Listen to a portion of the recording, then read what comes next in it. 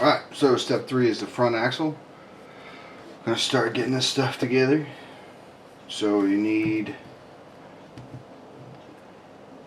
the C-knuckles and the steering bits here. And then you need 2 of the big bearings for the smaller ones. For these bushings. You see them or not, they're in the paper, you can check it out.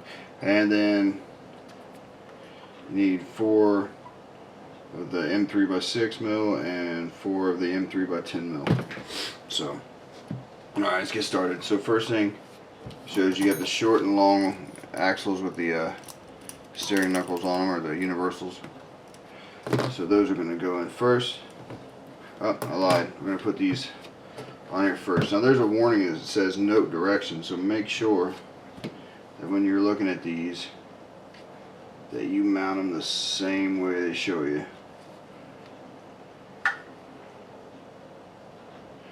So front to rear, they should be sideways like this with the flow of this. Alright, and the long ones go in on the bottom. And line these up here. On there. Alright. So this should be, yep. Alright. So then we're going to throw those small bearings in here.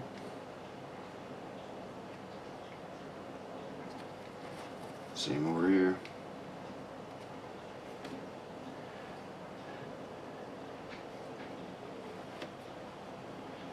Then we'll use the 6 mil M3s. Put in here. The thread we got on there. It's like,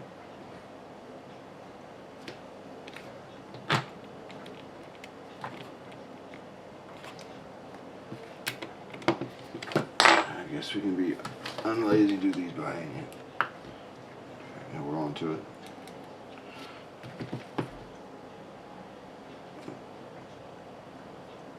Get over there. Hand tight, of course.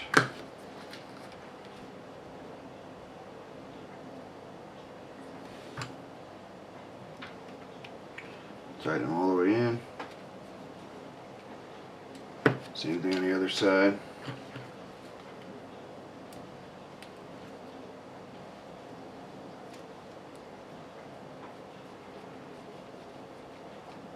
Nose up.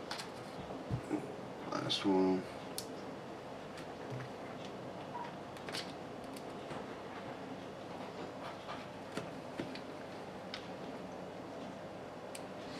Alright, now moving on to the axles. Put a drop of thread lock in here. Both sides.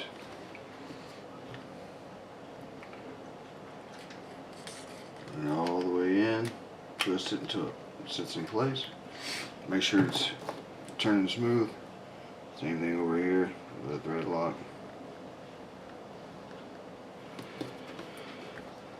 Push it in there, make sure it seats. There we go. Yeah. Smooth.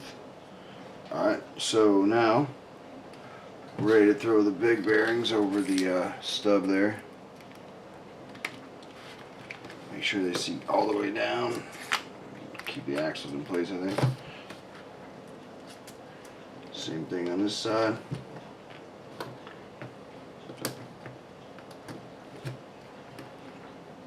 Yeah, should get back in there. Alright, now the steering knuckles, and make sure that you guys are sitting this just like the paper is so you don't get confused, because it's easy to do for sure. But bearings are on. And throw these little bushings in there from the inside out, so make sure that the color's on the inside. And then pop them over the bearing and over the knuckle there.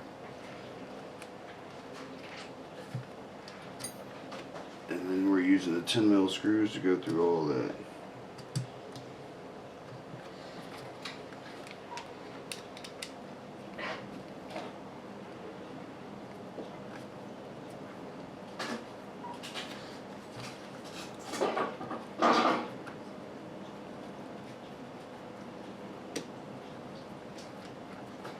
Tighten them up.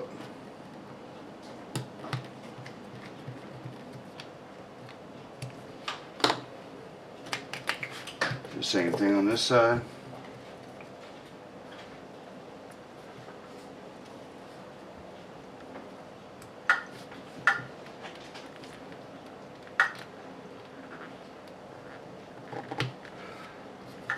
Mill screws through.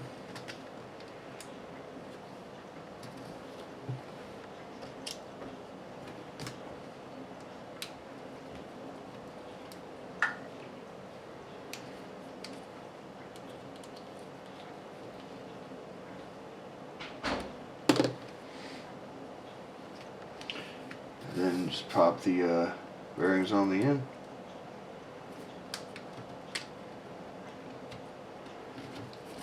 Both sides. And there's your front axle.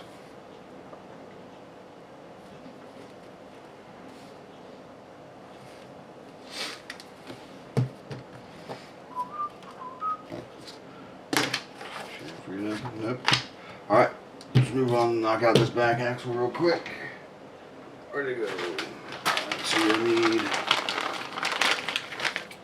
both of these.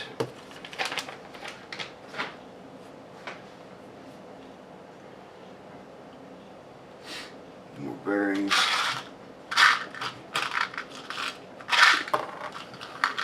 Need 4 of the 6mm screws.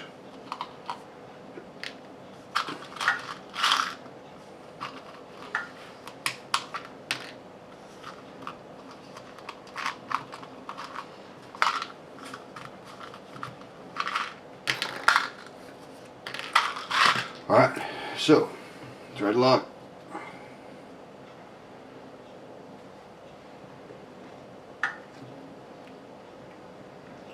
Just have to spread it there.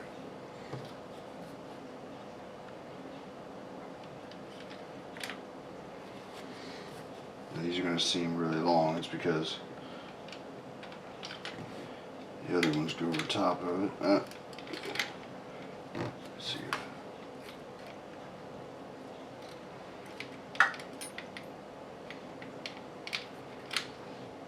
Make sure both seated. Drop the bearing on the actual axle shafts there, and then do this over top of it. It should be good to go.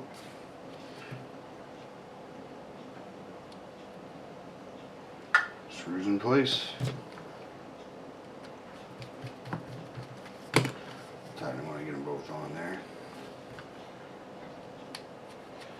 This thing's gonna be wide.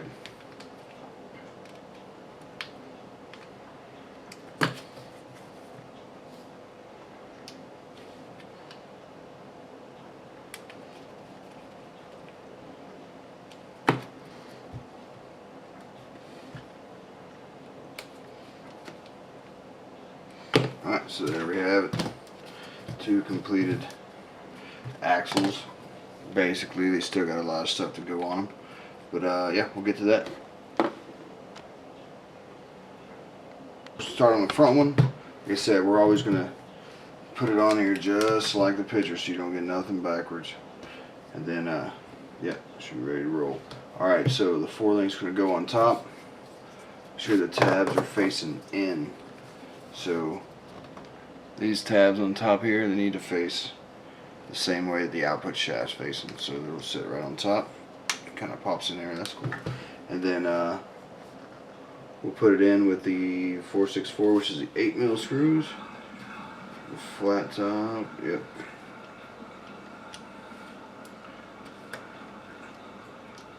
Let me trim 2mm and bigger. It's usually not a big deal to use this.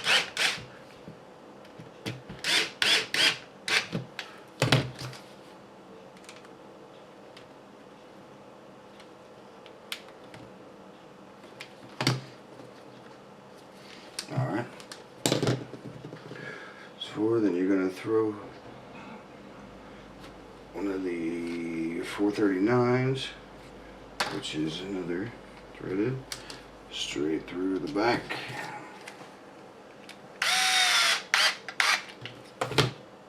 Just that. Alright, now I start putting the shock mounts on here. You're going to go just like this, and facing up like that. Now I've heard people say that you can flip these over, they'll actually run a bit shorter. But I'm going to go ahead and try them the way the manual says right now, and then if I don't like it, I know how to fix it.